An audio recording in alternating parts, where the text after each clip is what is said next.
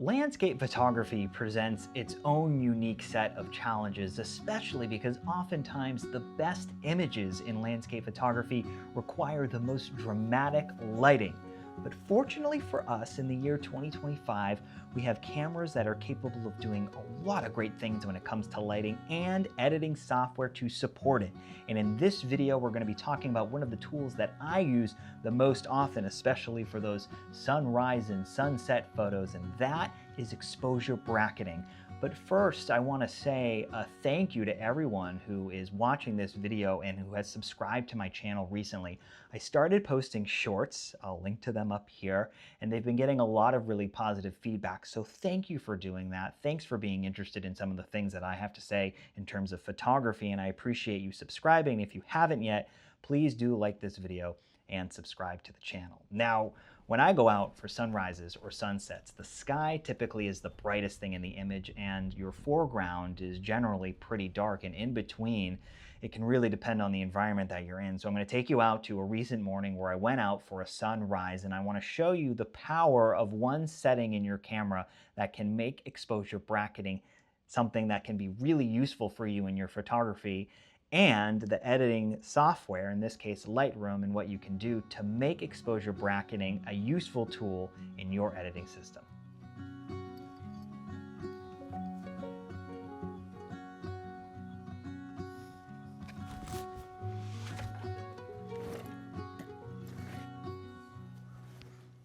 Good morning from Narragansett, a place I was at recently, but I came to redeem myself just a little bit because I had thought that the sun would rise in an ideal position for that time of year, and I was off by about 6 weeks. So I'm back and the sun is a little closer to the lighthouse at Dutch Point and the Newport Bridge, and the sun's gonna come up in just about 10 minutes. And so I'm here to try to get the photo that I was hoping to get the last time around and show you how you can navigate these tricky situations when the sun is coming up and the sky can be so bright and your foreground can be much darker compared to the bright sky, and how you can take the right photo for your sunrise. Now, here's the key thing to do when you're photographing these situations where the sky is so much brighter because it's the beginning of the day and your foreground is going to be comparatively much darker. What you want to do is you want to take a bracketed exposure. And what a bracketed exposure does, and on my Sony camera, you change it by going to this setting here for the drive mode. Right now, I have it at high, which, just to show you, high means I press down the shutter and it takes multiple exposures in a row. I don't want that for this situation.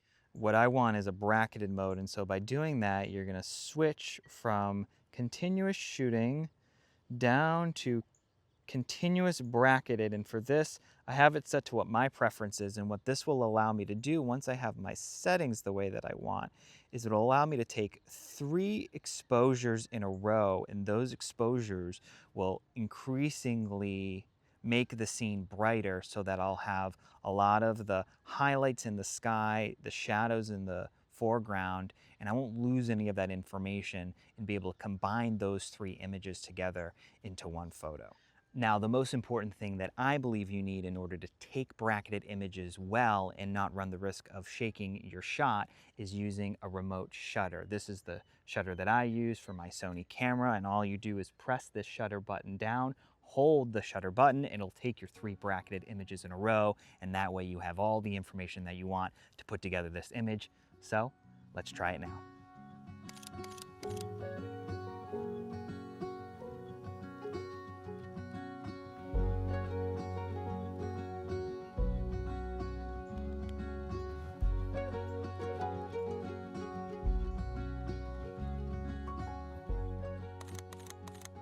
Actually, I think there might be a good opportunity here to get a shot landscape orientation instead. Oh, this looks good with the sun behind that cloud. Eliminates some of the brightness that it created in the other images. Let's just get a quick shot of this here.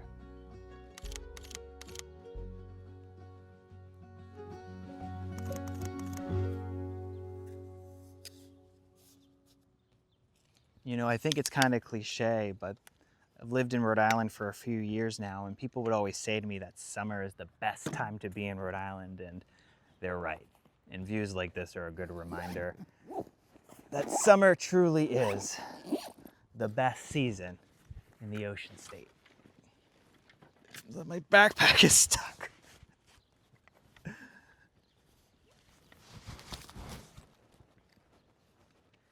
So if you're watching this video and you're having one of those, huh, I didn't know that moments, one of the things that I can't recommend enough is these little remotes. I think this one cost me like $15. It was among the items that I purchased when I bought my one and only landscape photography camera. I've had it for 5 years now.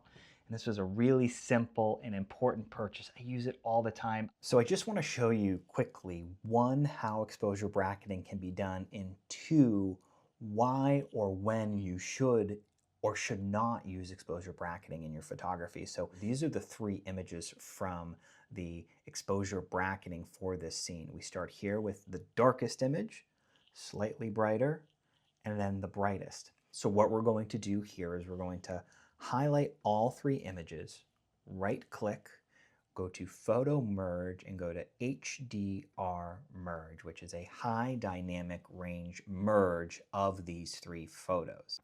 So we go back into the merge stack, and this is the one that's the HDR merge. If we zoom in, just say to the lighthouse here, and we were to take the shadows and increase the shadows all the way up, that's the shadows at 100. We obviously wouldn't do this if we were actually editing the photo, but just for the sake of this exercise here, you can see what it looks like. Now let's go to this image here. This is one of the 3 images from that exposure bracketing that we did. Take this one and you bring the shadows all the way up to 100. Do you see some of that graininess? This is real pixel peeping stuff, but if we compare the two, this image is a little bit cleaner than this one. If you were in a scene that didn't have this much changing light, where the sun isn't behind the clouds, or it's a much more simple scene, you may not need to do exposure bracketing. But in this case, I think it was useful to do. And it's one of the reasons why I think it's important to know that this is a tool that you have. So that's exposure bracketing in a nutshell. It's something that I use so often when I'm out taking photos, and I think it just helps give me a little bit of an edge when I try to take the best photo possible using the most dramatic lighting, which was certainly the case during that morning. So I hope it's useful to you. And thanks again for watching this video. When I am back out, which will be soon, I'll see you then.